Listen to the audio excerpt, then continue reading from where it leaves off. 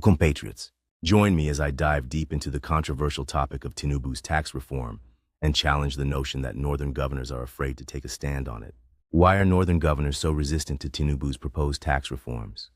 Nigeria's tax-to-GDP ratio, currently at about 6%, is one of the lowest in the world, far below the global average of 15 to 20%. This statistic highlights the need for urgent reforms in tax collection to improve the nation's economic stability. Tinubu's proposed reforms aim to change this reality, but they've sparked controversy, especially among governors from the northern region. Are these governors genuinely concerned about the reform's implications, or do they prefer to avoid the hard work of increasing internally generated revenue, IGR, in their states? Tinubu's tax reforms are designed to overhaul the country's revenue generation process, reducing Nigeria's dependence on oil and encouraging states to become more self-reliant. The reforms include measures to improve tax compliance, close loopholes, and incentivize states to strengthen their tax systems. While these changes could boost Nigeria's economic health, they would require states to work harder at generating revenue locally. This has triggered resistance, particularly from northern governors who argue that such reforms could disproportionately affect their region, which relies heavily on federal allocations. The concerns of northern governors are multifaceted. Many northern states have historically depended on federal revenue due to weaker economic structures and lower IGR compared to southern states.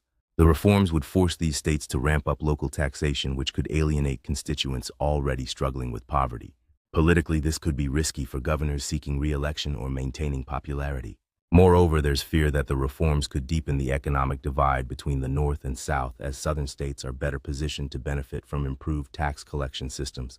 Tinubu's rationale for the reforms is rooted in fiscal sustainability.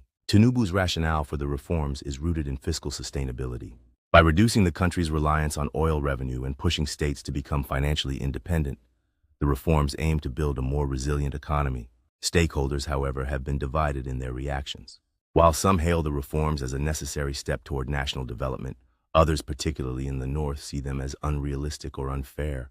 The opposition has been vocal, with some governors hinting at the inability of their states to meet the new expectations without significant federal support.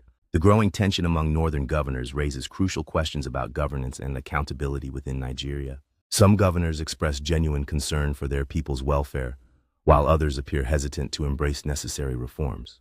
A key moment in this ongoing debate was when a northern governor labeled the proposed reforms as unrealistic and claimed they would cripple his state's economy.